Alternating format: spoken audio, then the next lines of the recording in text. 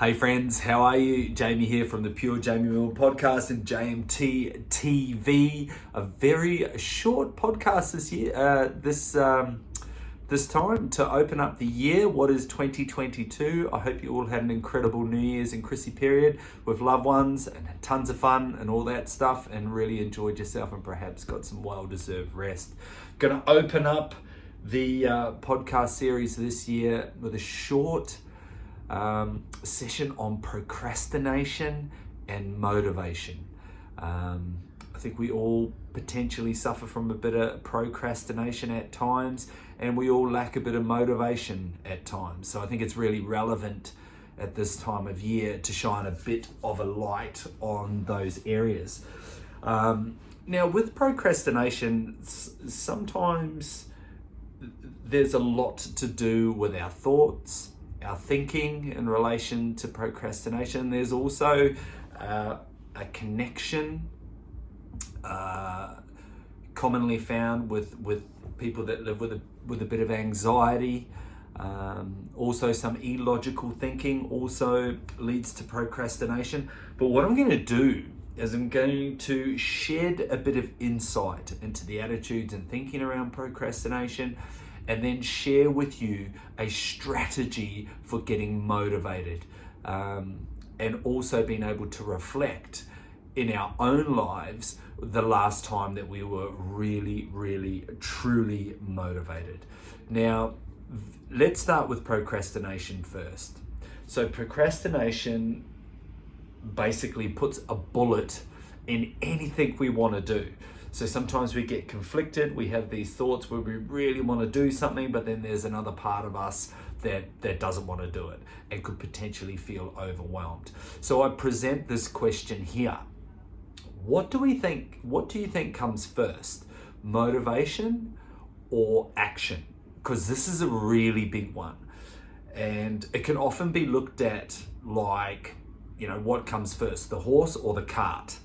Now, with a person, if you found yourself procrastinating in the past, you'll often find that it's a bit of the cart comes before the fucking horse, which is never going to end well. So if you look at that metaphor of the cart going before the horse, we're thinking, what's first, action or motivation? So again, what do you think? What comes first? Do you need to be motivated before you take action? Or do we take action to then create motivation? From my point of view, it is 100% action. Action always beats motivation. Motivation to me personally, from my perspective, is confectionery for the brain, is confectionery for the mind. Motivation comes and goes. It's like the fucking wind. It's like a cork bobbing in the water. Like the tide goes that way, cork pisses off that way. Tide moves that way, and cork's gonna, ripple over that way. It comes and goes. It's at the mercy of external factors and even internal factors, but action is always guaranteed. Like action is always gonna produce a result. So if we look at it like that, it's almost, I call it the action motivation continuum. So if we take action, that then we might not like it at the time. If we take action, that breeds a bit of motivation. And when we breed a little bit more motivation, we're then going to take more action. So more action breeds more motivation, and more motivation breeds more action. So think about it, the last time you took action on something. It could be just washing the car or something. Like the thought of washing the car, you rather stick pins in your eyes. But once you start and you start to get a bit of satisfaction from what you're doing, car's starting to sparkle, the sunlight hits the car on a weird angle, you're like, oh my God, you're just basking in the, a bit of that satisfaction from the work that you've done, which then makes you more motivated to even wash the tires, which then makes you even more motivated to start vacuuming on the inside. Then you start to lose that motivation again, but you take more action and start spraying a little bloody lemon myrtle and ylang ylang spritz, or that sex wax scent in your car. And so by taking action first, that breeds more motivation, and more motivation breeds even more action. So that's the action motivation continuum. So the more you do, the more you'll feel like doing, and the more you feel like doing, the more you will do. Now, another reason why sometimes we procrastinate is a fear of failure, or even perfectionism. And you may have heard the term, we throw the baby out with the bathwater. It's like, if we can't go all in, then we're not going to go in at all. Or we actually find ourselves afraid of what happens if we fail. And one of the great presuppositions of neuro-linguistic programming is there's no such thing as failure or mistakes. There's only feedback. So when we make it okay to maybe make a few mistakes and see what we learn from those, and how we could be educated from some of our perceived failures or mistakes, we again get more inclined to be motivated to take more action. So making it okay to make a few mistakes, or to, perceptually fail. And perfectionism, if everybody decided to throw in the towel because things weren't perfect, hardly anything will get done. I love a philosophy that I heard that was shared with me the other day, and the philosophy was better done than perfect. I was looking at, and I'm still looking at, franchising, JMT, and the JMT mind gym. This beautiful synergy between working out and working in, right? And for myself, having no formal or classical education in business and franchising, again, am I going to wait for everything to be perfect? Am I going to wait for the perfect opportunity, or am I going to shy away from this because I'm so afraid I might fail? No, not at all, because better done than perfect. So with regards to procrastination, that perfectionism and that fear of failure, it would be within our best interests to have a little bit of flexibility around that concept. Now, another thing to consider is a good old fashioned, especially in relation to procrastination, is the good old topic of cognitive distortions and the should statements. I should do this. Oh, I should go and wash the car. Oh, I should start exercising now. I knew I should have started eating more vegetables. And when we use the term should for either ourselves or for other people, we put an unnecessary benchmark of pressure and stress on ourselves. We don't want to should all over ourselves, and we certainly don't want to be a should head, because these unnecessary standards create pressure. And at a deep unconscious level, or even neurological level, this pressure, think about when you're pressured to do something, we don't want to do it. And then that perfectionism, that fear of failure, that lack of motivation kicks in, because the shoulds that we put on ourselves when we should all over ourselves set these unnecessarily and unrealistic expectations a lot of the times. And expectations and assumptions are the mother of all fuck ups. So instead of shooting all over ourselves or shooting on other people, hey, you should have done that, I reckon you should have done that, don't put unnecessary pressure or expectations on your friends, and don't do it to yourself, because it can lead to more procrastination.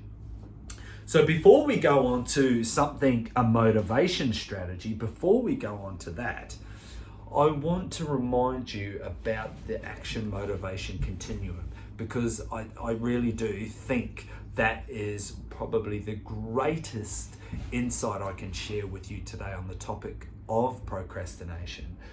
Take action. Remember, action breeds motivation, because motivation is a fucking waffly, piss weak confectionery term for the brain. Motivation comes and goes like the fucking wind.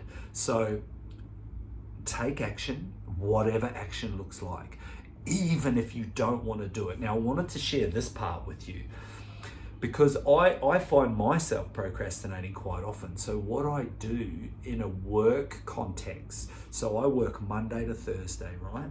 And my working hours can be anywhere between 10 and 14 hours.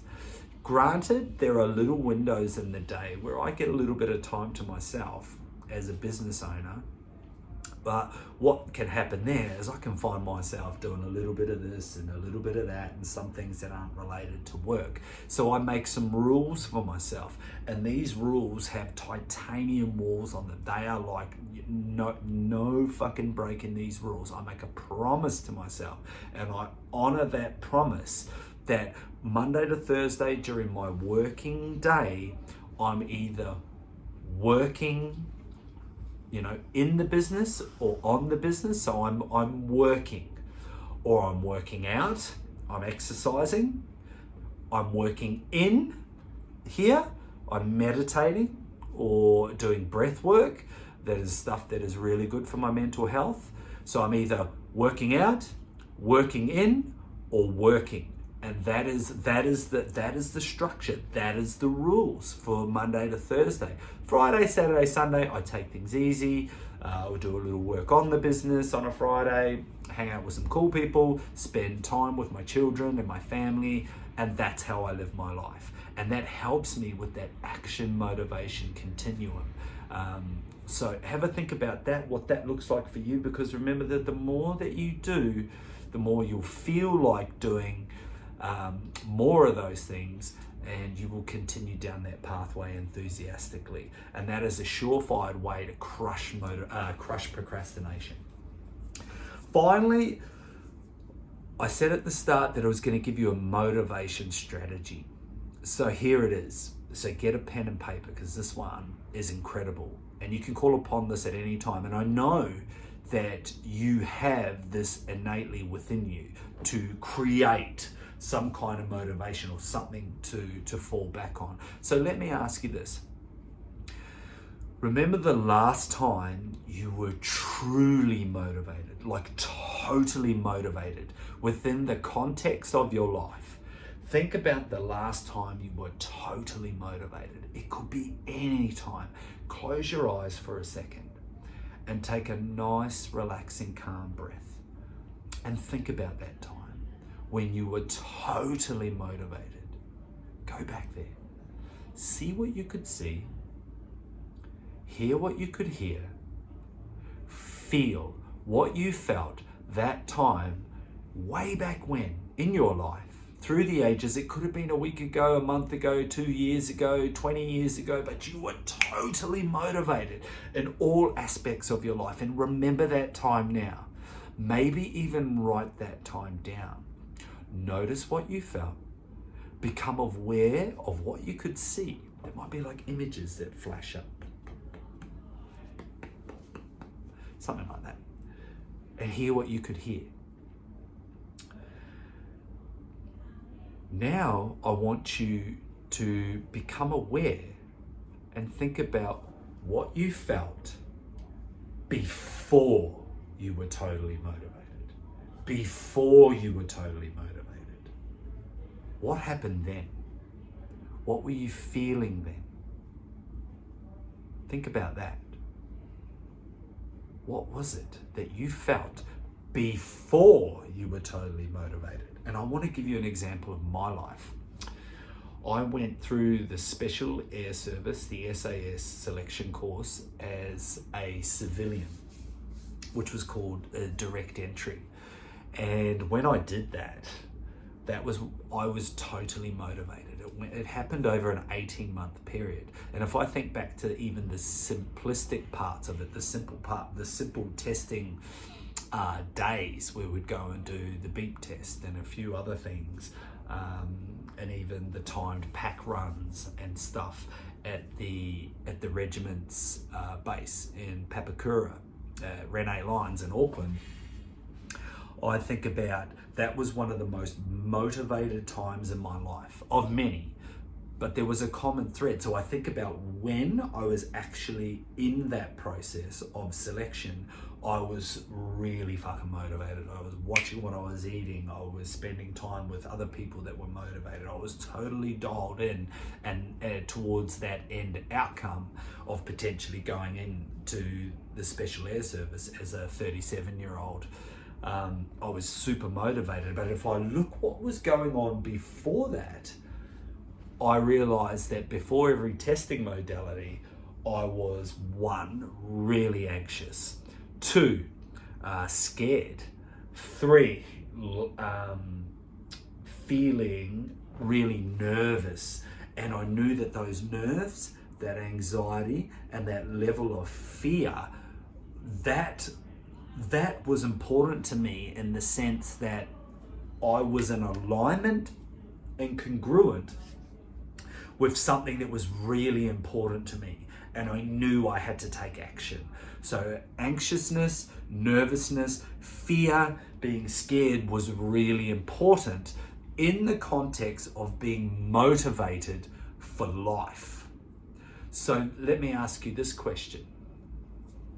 What was important to you in what you felt before being totally motivated? And if you could pop that into either a word or a couple of words, that would be really powerful. So for me, my words were,